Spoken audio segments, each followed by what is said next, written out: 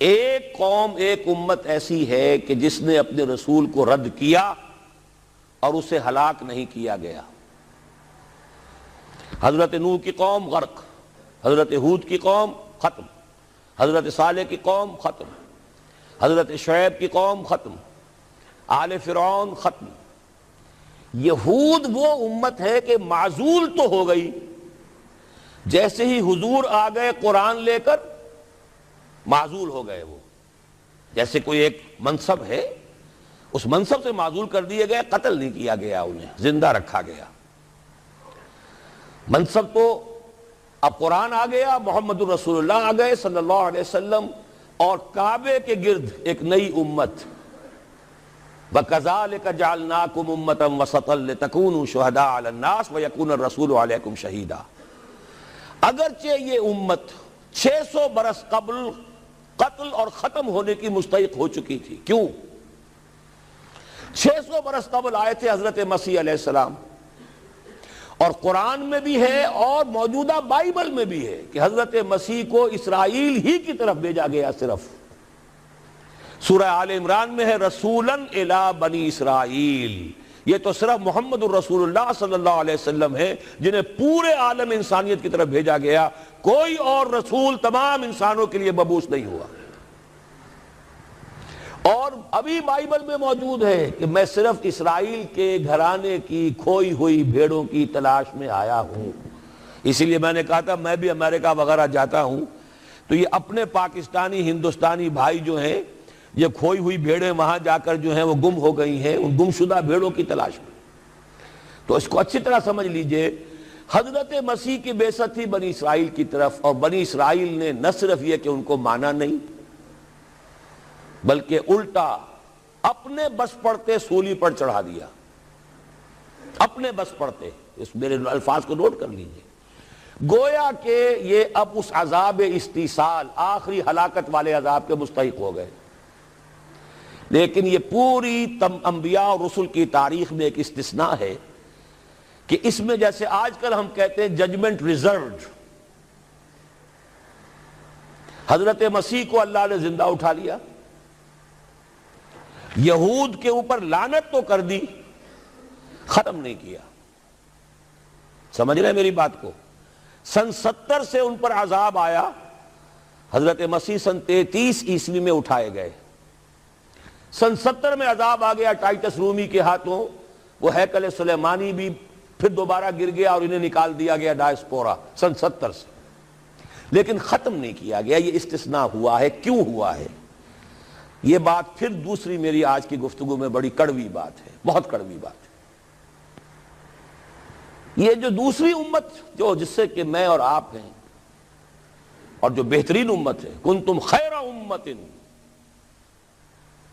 یہ جب طرز عمل وہی اختیار کرے گی جو یہودیوں نے کیا تھا، ان کو سزا ان ملعونوں کے ہاتھوں دلوائی جائے گی۔ بات سمجھ لیجئے میری۔ آپ کو معلوم ہے پھانسی کا پھندا کون ڈالتا ہے؟ چوڑا۔ اور ہندوستان میں مجھے بتایا مولانا امین حسن اصلاحی صاحب نے، وہ مشرقی یو پی سے ان کا تعلق ہے، اعظم گڑھ سے، کہ ہمارے علاقے میں یہ رواج تھا کہ اگر کوئی راجپوت شخص کوئی بہت گھناؤنا کوئی کام کرتا تھا تو اس کو جوتے لگواتے تھے چمار کے ہاتھوں۔ راجپوت کے سر پر راجپوت کا جوتا پڑا تو چلیے جوتا تو ہے، لیکن ہے تو راجپوت کا۔ لیکن جب راجپوت کے سر پر چمار کا جوتا پڑتا تھا، جسے انگریزی میں ہم کہتے ہیں to add insult to injury, ایک تو تکلیف ہو رہی ہے جوتے کی، اور ایک انسلٹ ہو رہی ہے کہ چمار کا جوتا ہے، تو یہ گویا کہ بدترین سزا ہو گئی۔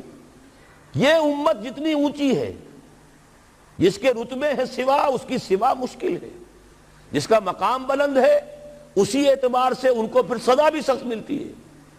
صاف فرما دیا اللہ تعالیٰ نے سورہ احزاب میں، اے نبی کی بیویوں تم عام لوگوں کی طرح نہیں ہو، لستم کاحد من النساء، لستن کاحد من النساء، اگر تم نے کوئی غلط حرکت کی دوہرا سزا عذاب ملے گا۔ اور بات صحیح ہے، جن کے رتبے ہیں سوا ان کی سوا مشکل ہے۔ اس امت کو عذاب کے کوڑے مارنے والی قوم وہ ملعون اور مغضوب علیہم قوم ہے جس کے لیے قرآن مجید 2 دفعہ کہتا ہے ضربت علیہم الذلۃ والمسکنۃ وباؤوا بغضب من اللہ. اور یہ کوڑے بہت زبردست شکل میں ابھی آنے والے ہیں. میری بات اب آپ نے سمجھ لی کیوں رکھا گیا یہود کو؟ یہ جلاد کیوں سنبھال کے رکھے گئے؟ انہیں بھی سزا دی گئی. اس صدی میں بھی ہٹلر کے ہاتھوں میں بھی 6 ملین 60 لاکھ اس نے ختم کیے. ان پر تو سزا کا سلسلہ چلتا رہا. ایکسٹرمینیٹ نہیں کیا، ختم نہیں کیا، باقی رکھا ہے. اس لیے کہ ان کو کوڑا بنا کر امت مسلمہ کی پیٹھ پر مارنا ہے کہ تمہارا رتبہ، تم محمد کے امتی صلی اللہ علیہ وسلم، ہمارے آخری رسول، ہمارے اکمل رسول، ہمارے خاتم النبیین، خیر البشر، اور ان کی امت ہو کر تمہارا حال یہ ہے. تو تم سزا کے مستحق جو ہو، وہ سزا ہے کہ جو اچھی طرح سمجھ لیجئے ہماری حال جو اس صدی کے آخر میں شروع میں ہوا تھا کہ تمام مسلمان غلام، اس غلامی کے اوپر جو مزید کوڑا تیار ہوا 1917 میں بالفور ڈیکلریشن کے ذریعے سے برطانیہ نے اجازت دے دی کہ یہودی آ سکتے ہیں، اب فلسطین میں آ کر آباد ہو سکتے ہیں. وہ مکان خرید سکتے ہیں، جائیداد خرید سکتے ہیں، زمینیں خرید سکتے ہیں. 1971 اس پر اندیشہ تھا کہ کہیں اگر خلیفہ عثمانی نے جہاد کا اعلان کر دیا، اس لیے کہ سلطان عبد الحمید کو بڑی سے بڑی رشوتیں پیش کر کے دیکھ لیا تھا انہوں نے کہ یہ جو ہمارے اوپر پابندی ہے کہ ہم فلسطین میں آباد نہیں ہو سکتے، جو کہو ہم تمہیں دولت دینے کو تیار ہے، یہ پابندی ختم کر دو. سلطان عبد الحمید ویسے جو بھی کچھ تھے چھوڑ دیجئے، لیکن یہ کہ اس نے کہا کہ جو معاہدہ عمر نے کیا تھا رضی اللہ تعالی عنہ، میں پیچھے نہیں جاؤں گا. لہذا خلافت ختم کروا دی، اور کروائی کس کے ہاتھوں؟ ایک مسلمان کے ہاتھوں. اس لیے کہ فری میسن تھا مصطفیٰ کمال پاشا، فری میسن. یہ سب یہودیوں کے ادارے. چاک کر دی ترک ناداں نے خلافت کی قبا، سادگی اپنوں کی دیکھ اوروں کی عیاری بھی دیکھ.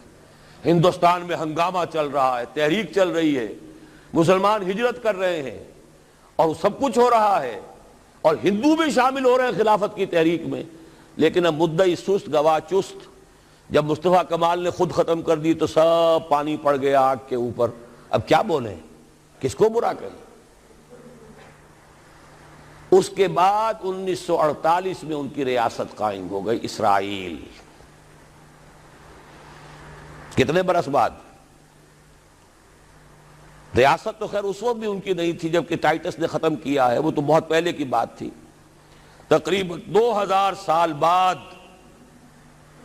اسرائیل 1967 میں جنگ کروائی، اور یہ بالکل صدام کی طرح کا مسئلہ تھا. 1967 کی جنگ میں ایک سازش تھی. انہوں نے بطور مہرہ استعمال کیا جمال عبد الناصر کو، جس نے اچانک جو ہے ایلات کی بندرگاہ کو بلاک کر دیا. 1967 اس پر جھپٹا مارا ہے اسرائیل نے. ادھر سے سینائی لے لیا، ادھر سے گولان ہائٹس لے لیے، ادھر سے جو ہے west bank of Jerusalem, west bank of Jordan لے لیا. یہ 67 کی بات ہے. پھر عالم عرب میں ایک ملک ذرا نکلنے لگا تھا کہ شاید ایک کے پاس پیسہ بہت تھا، لیبیا کے پاس، وہ مدد کر سکتا تھا کسی مسلمان ملک کی کہ وہ ایٹم بم بنا لے. 2 ملک ایسے تھے، ایک غیر عرب، ایک عرب. عراقیوں کے پاس کچھ صلاحیت معلوم ہو رہی تھی کہ کچھ دانت شاید نکل آئیں، جیسے دودھ کے دانت ہوتے ہیں تو شاید ایٹمی دانت نکل آئیں. وہ بھرکس ان کا نکالا ہے. ایک دفعہ جا کر آپ کو یاد ہوگا ہوائی جہاز گئے اور سب کا تہس نہس کر کے آ گئے، اور وہ سخت جان قوم نکلی. انہوں نے پھر کچھ بنا لیا تو پھر وہی 100 دام جال، پھر وہ 100 دام جو ہے جال کی شکل بچھا کر، اور جو پھنسایا ہے تو اگلا پچھلا کھایا پیا سارا اگلوا لیا. نتیجہ کیا نکلا؟ جنگ خلیج کے بعد اب عالم عرب پورا کا پورا اسرائیل کے سامنے سرنگوں ہے. وہ شاہ حسن ہو یا شاہ حسین ہو، کچھ تو پہلے ہی اپنے تھے، چاہے شاہ فہد ہوں اور چاہے حسنی مبارک ہوں، اب رہ کون گیا؟ اس سے بڑی ذلت کوئی ہے؟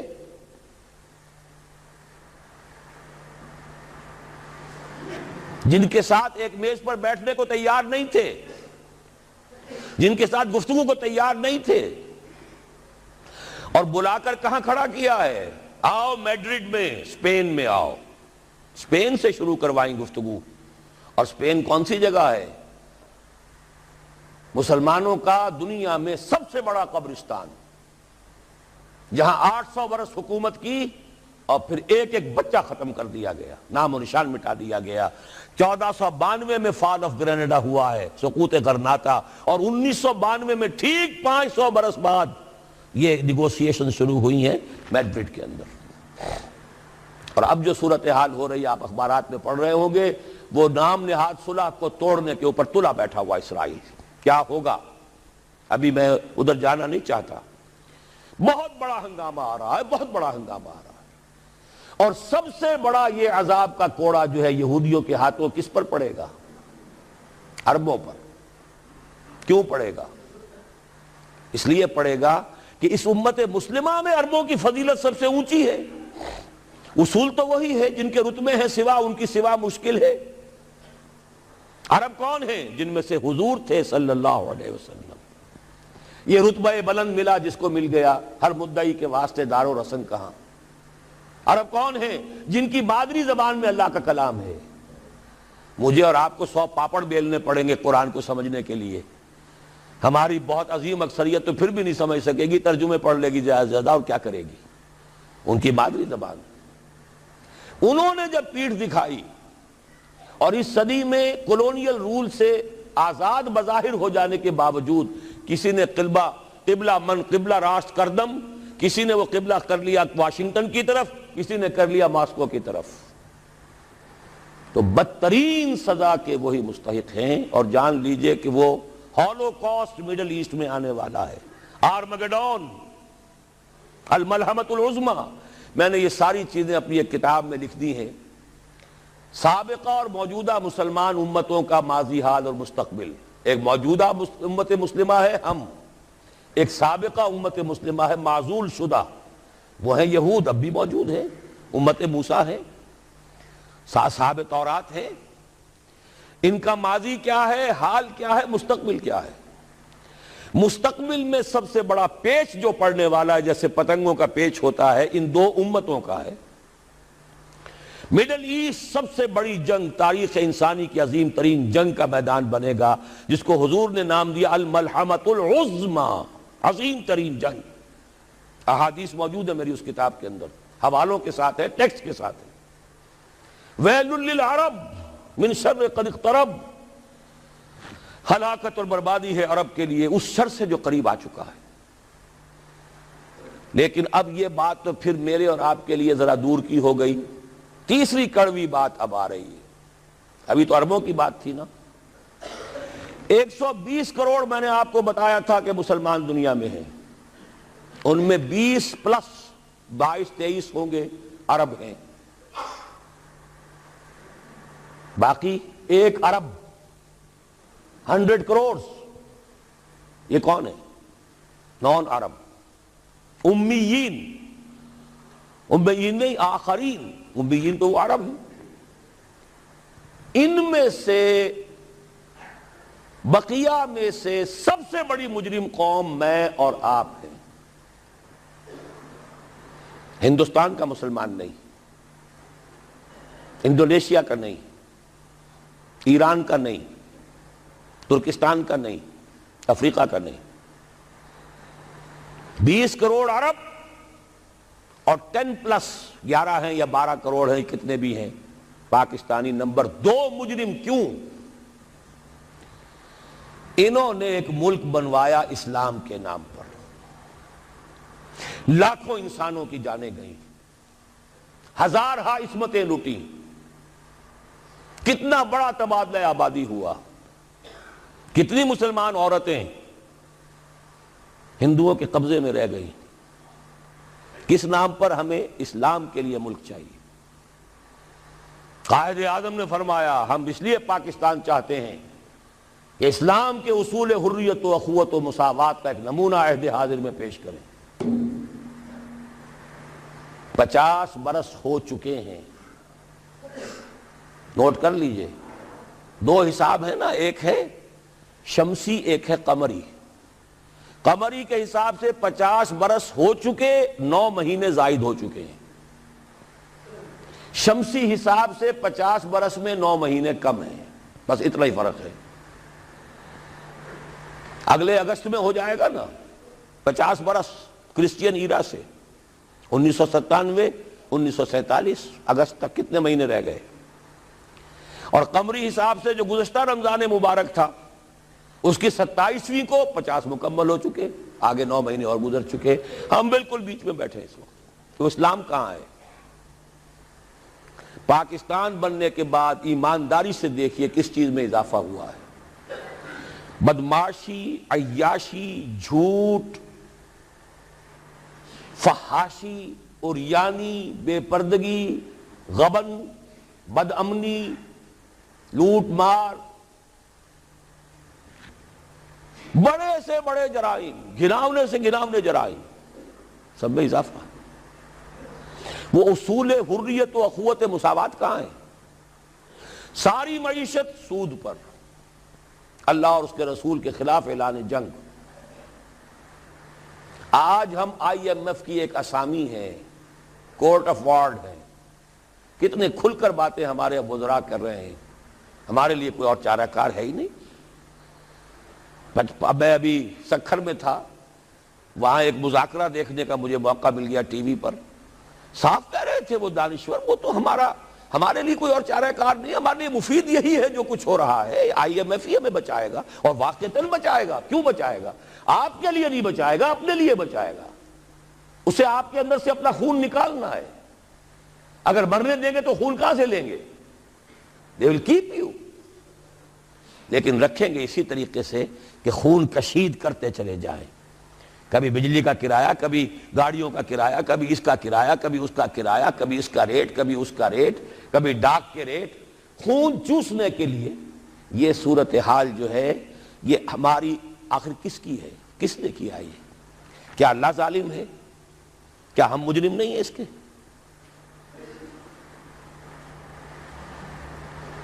یہ اجتماعی جرم اور کوئی ملک اسلام کے نام پر نہیں بنا، اچھی طرح نوٹ کر لیجئے۔